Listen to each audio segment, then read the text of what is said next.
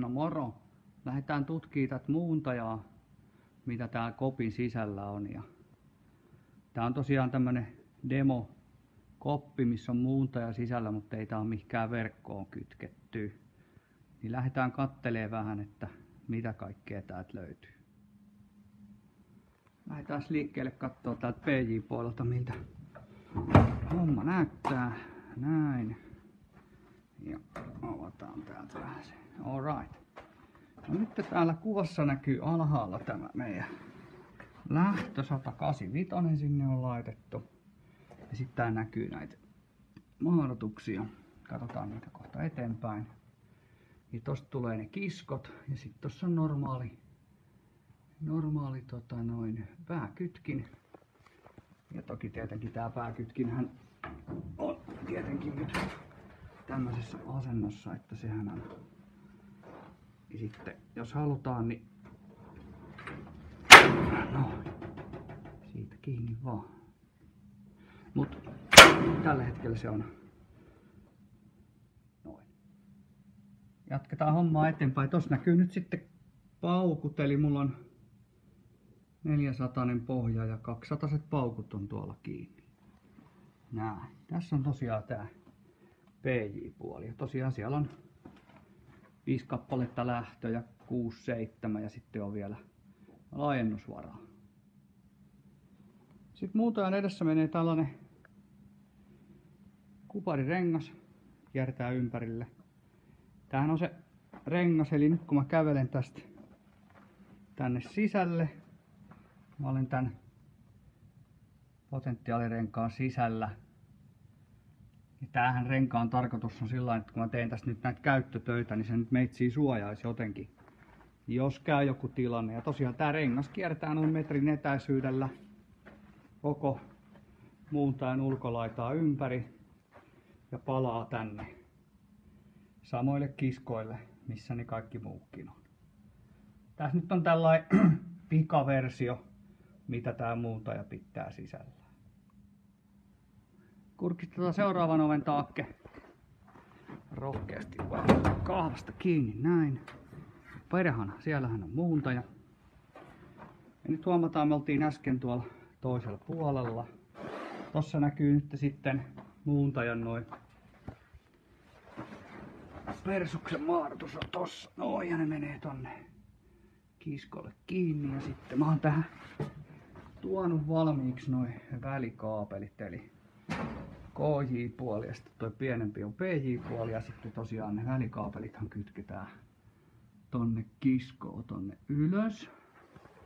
Ja sitten tuolta välistä tulee sitten se välikaapeli tohon KJ-puolen muuntajan kannelle. Katsotaan sitten seuraavan luukun taakke. Näin, avataan toi ja sitten tässä on sitten tällainen tila, missä toi on erotin ja sitten tuolla näkyy muuntajan varokkeet, tommoset putkimalliset 40 amperista. Tuolta vuorokkeen alapäästään se menee sitten tonne muuntajan sinne KJ-puolelle sinne kannelleen. Sitten tietysti meillä on tossa toi pallomaadotuslaitteen kytkentämahdollisuus tuossa oven vieressä. Ja sitten tietenkin voidaan tehdä niitä työmaadotuksia. Näin.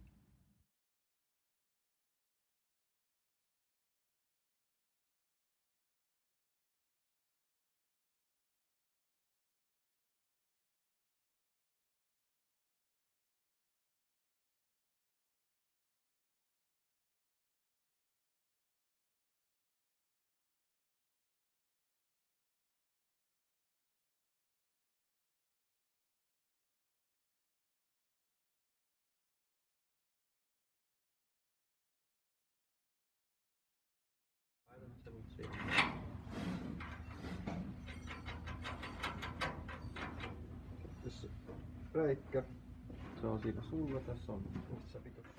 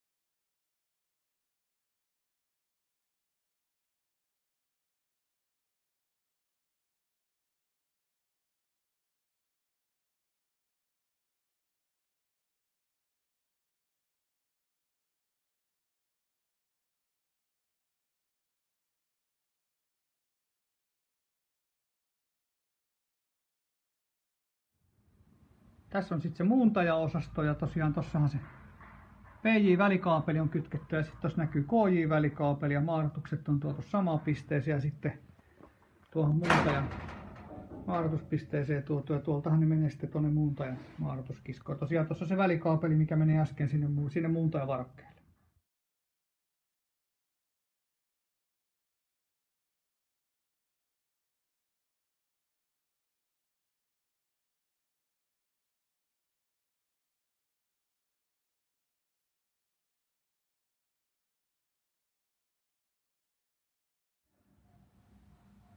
Sitten tässä on tää naapurikoppi ja sama homma. Tossa on nyt viskin kaapelin ulkopäätä. Ja tosiaan samalla lailla tuotu taas noin maadotukset tuohon samaan pisteeseen. Ja sieltä lähtee kans sinne muuntajan maadotuspisteeseen se kupari. Ja tossa on tavallaan sitten muistetaan se työmaadotusta varten se. Ja tosiaan tälleen tää nyt kytkettäisiin. Maadotustakit näkyy, tai työmaadotuspistehän näkyy tossa. Tässä on tosiaan nyt ne muuntajavarakkeet ja tosiaan toi muuntajan välikaapeli on kytketty. Ja tossa on sitten noi maadotukset on samassa pisteessä kiinni ja sitten toi isompi maadotuskuparihan menee sitten sinne muuntajan maadotuskiskoon. Jatketaan lompsimista tälle muuntajan toiselle puolelle. Taas on mielenkiintoisen näköinen ovi. Ei muuta kuin.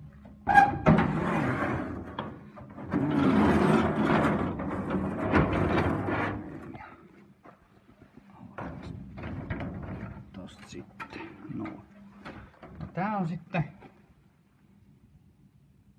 näköjään osoituslaite ja se näyttää, että erottimet on kiinni. No ihan helvetin hyvä säkä, että on jännitteitä ja muuta. Ja tässä olisi nyt käynyt pientä hazardia. Mutta tossa näkyy tosiaan tämän puistarikopin tulevan puolen kaapelit tossa ja tosiaan siinä on kanssa se sama pallomaadotuslaite ja sitten tossa on esimerkiksi näkyvissä niiden pallojen toiset päät. Eli 4 näitä pitää täältä löytyä.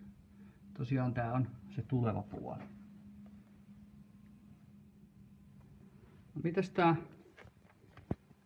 erotin sitten pelittää? Mulla on tässä tämmönen jytkytyökalu ja tosiaan tuonne. Kiinni noin kevyttä pikku painallusta ja sitten vaan kahvaa käännetään. Niin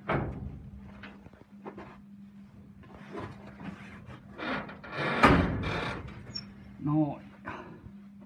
Kohta se losahtaa. Vähän se rytkäsee. Noin. Nyt on erotin auki. Toki se on ehkä luukku, josta se kannattaisi katsoa. No, mulla on silti tässä se osoituslaite. Siitä huolimatta ehkä se on viisasta kurkistella, mistä se tulee. Ja että se ylipäänsä toimii.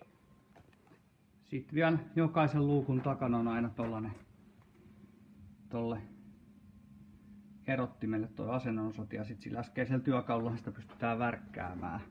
Tosiaan näähän löytyy täältä myös täältä muuntajan toiselta puolelta. Eli aina tietysti pitää muistaa noin erottimien asento ja sitten tossa on tollanen joku tirkistysluukku, niin ehkä sieltä voisi katsoa. Näin.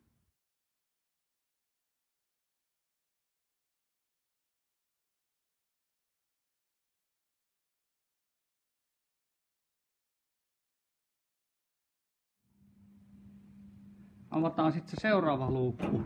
Näin, kuin joulukalenterissa. Näin. Täällä on sitten kanssa tämmönen välitila ja tosiaan tästä nyt sitten päästäisiin lähteen eteenpäin. Tossa on lätkän paikka.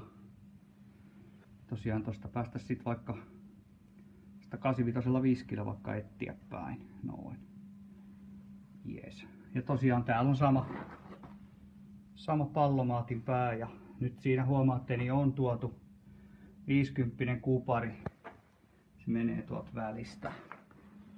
Tosiaan tossa on sitten ne toiset päät. Toi menee nyt sinne maadotuskiskoon. Käydään kohta sitäkin katsomassa.